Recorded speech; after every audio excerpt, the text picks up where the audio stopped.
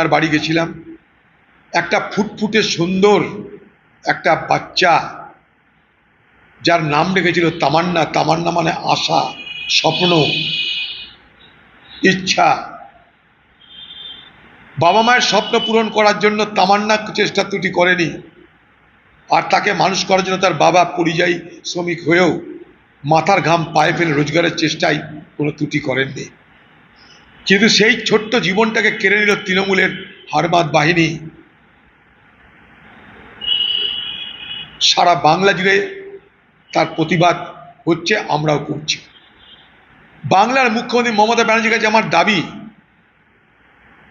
যে তামান্নাকে দেখতে একবার এলে আপনার কি জাত যেত?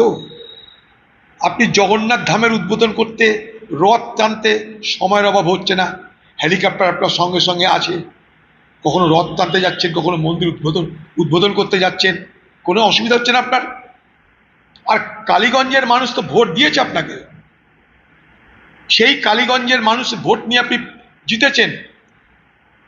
কিন্তু সেই তামান্নার মধ্যে একটা কচি শিশুকে এইভাবে নৃশংসভাবে খুন করা হলো, তাদের পরিবারের পাশে এসে একবার দাঁড়ালে আপনার কি জাত যেত? আপনার কি মমতা ব্যানার্জি ব্রাহ্মণ কন্যা হিসাবে পরিচয় হারিয়ে যেত? বাংলার মুখ্যমন্ত্রীকে আমার জিজ্ঞাসা, বাংলার মুখ্যমন্ত্রীকে আমার দাবি, তামান্নার মায়ের দাবি সমর্থনে, যে তামান্নার মা আজও আতঙ্কে আছে।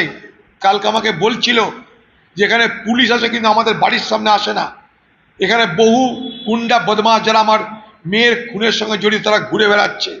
আমার ভয় হচ্ছে আমার উপরে না পাল্টা হামলা হয়, আমার স্বামীর উপরে না পাল্টা হামলা হয়। তবুও তিনি শেষে বললেন যে আমি দেখব পুলিশ কি করছে, এখনো ভরসা রাখতে হচ্ছে আমাকে, কিন্তু না পারলে আমাকে অন্য ব্যবস্থা নিতে হবে। তার জন্য আমি আন্দোলনে নামবো, অনশন করবো, অবস্থান করব। কিন্তু আমার একমাত্র কন্যা সন্তান, একমাত্র কন্যা সন্তান তামান্নার অপরাধীদের আমি বিচার চাই।